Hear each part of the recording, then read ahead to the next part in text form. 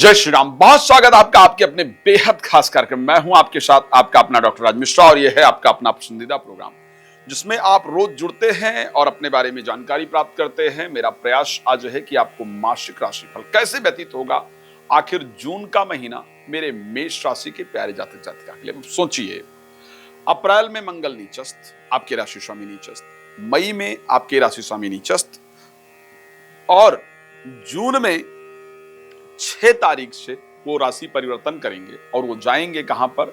अपने मित्र की राशि में और सूर्य की राशि के अंतर्गत आपके पंचम भाव में गोचर करेंगे। अब ये बड़ा बदलाव ना लाए, इसकी तो पॉसिबिलिटी हो ही नहीं सकती है। अगर 3-4 महीने से कोई प्लैनेट नीचस्थ चल रहा है, सितारे हमारे गर्दिश में चल रहे हैं, राशि स्वामी ही नीचस्थ चल रहा है और फिर वो राशि स्वामी अपने आप को चेंज करे और परिवर्तन ना आए, इसकी पॉसिबिलिटी नहीं है। लेकिन वो परिवर्तन किस प्रकार का होगा? वहां ऑलरेडी केतु जाकर के बैठे हैं, तो केतु के साथ मंगल का जो कॉम्बिनेशन है वो क्या रिजल्ट लेकर के आएगा, इस पर आज के इस कार्यक्रम में मैं चर्चा करने का प्रयास करूंगा। कुछ डेट आज मैं प्रेडिक्ट करने का प्रयास करूंगा जिसको जानना बहुत इंपॉर्टेंट है और कमेंट करके उस डेट के बारे में आपका बताना बहुत जरूरी है। आपके उसके अनुसार मैं आगे आने वाले समय में और सटीकता लेकर के आने का प्रयास करूंगा राशिफल में और अच्छी जानकारी आपको मिले ये कोशिश करूंगा। मेरा हमेशा वैसे प्रयास रहता है कि मैं कुछ नया रिसर्च करता हूं और आप सबको देने की कोशिश करता हूं, तो उस पर चर्चा करेंगे। लेकिन उससे पहले मैं एक बार जानकारी आपको देता हूं। यदि आप श्री राम कथा, श्रीमद् भागवत कथा, श्री शिव महापुराण की कथा संगीतमय, आनंददायक, मनमोहक आप चाहते हैं कि मेरे द्वारा हो, जहां आप रहते हैं वहां पर आकर के हो, तो कृपया मेरे साथ संपर्क कर सकते हैं। नंबर आपको दिख रहा है। कथा के लिए डायरेक्टली आप कॉल करके हमारा समय जो है, कथा का जो अपना समय है उसको प्राप्त कर सकते हैं। रात को 9 बजे, दोपहर को 12 बजे लाइव आता हूं। आप मेरे साथ लाइव भी जुड़ करके अपने बारे में जो भी जानकारी चाहते हैं वो फ्री में प्राप्त कर सकते हैं। बाकी जानकारी डिटेल में प्राप्त करने के लिए आपको कॉल अपॉइंटमेंट लेकर के उस पर बात करना होगा। सबसे पहले चर्चा करते हैं कि साहब आखिर जून महीना आपके लिए व्यतीत कैसे होगा। देखिए, मेरे पास अप्रैल का भी राशिफल मैंने प्रेडिक्ट किया है, वो भी मेरे पास है। मेरे पास मई का भी राशिफल मौजूद, दोनों राशिफल मैं लेकर के बैठा हूं। अप्रैल के महीने में आपके राशि स्वामी 4th हाउस के अंतर्गत नीचस्थ होकर के उन्होंने गोचर किया और वो गोचर कहीं ना कहीं बेहतर नहीं रहा। ओके, और उसके साथ अगर देखा जाए, और अप्रैल में 5 तारीख को कर्क राशि के अंतर्गत इन्होंने गोचर किया। अब अगर हम दूसरी परिस्थिति में जाने का प्रयास करें मई महीने में, तो पूरा मई मंगल की वही परिस्थिति रही। अब जाते हैं जून के महीने में। 6 तारीख को मंगल सिंह राशि के अंतर्गत प्रवेश करेंगे। राशि स्वामी का नीचस्थ से अपने आप को परिवर्तन करना एक बहुत शुभ संकेत कहा जाता है। क्या शुभ संकेत होगा स्वास्थ्य इत्यादि को लेकर के, उस पर बताऊंगा। कुछ दिन मैं इसमें ऐसे बताने का प्रयास करूंगा जिसको आपको नोट करके रखना है और आपको बताना है कि ये दिन मेरा इसी प्रकार व्यतीत हुआ या जैसा आपने बताया था वैसा नहीं हुआ। ये मुझे दोनों चीजें आप प्रॉपर लिख सकते हैं। इस महीने के अंतर्गत अगर मैं जून की बात करूं, शुक्र का बहुत सुंदर गोचर रहेगा, आपकी राशि के अंतर्गत रहेगा।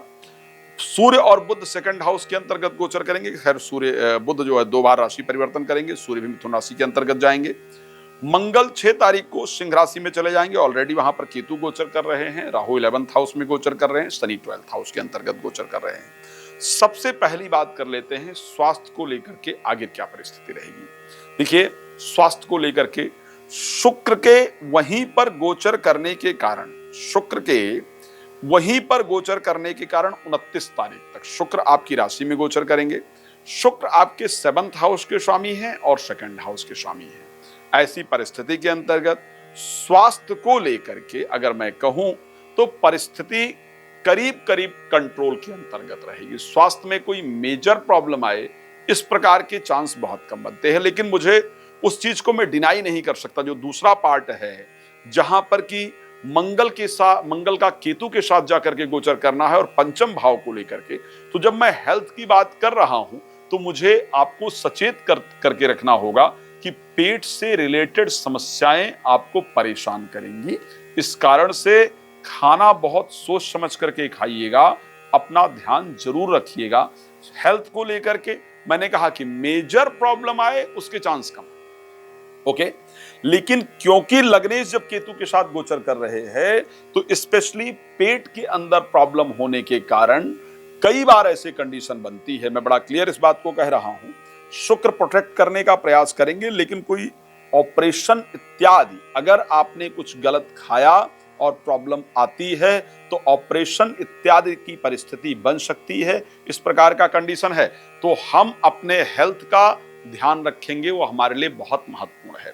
दूसरा, जब मैं हेल्थ की बात कर रहा हूं तो मैं कहूंगा कि अपने क्रोध पर बहुत कंट्रोल रखिए, बिकॉज केतु के साथ मंगल का हो जाना आपको बहुत फायर वाली कंडीशन में लेकर के जाता है, जिस कारण से गुस्सा बहुत बढ़ेगा, बीपी इत्यादि हाई हो, इस प्रकार की कंडीशन है।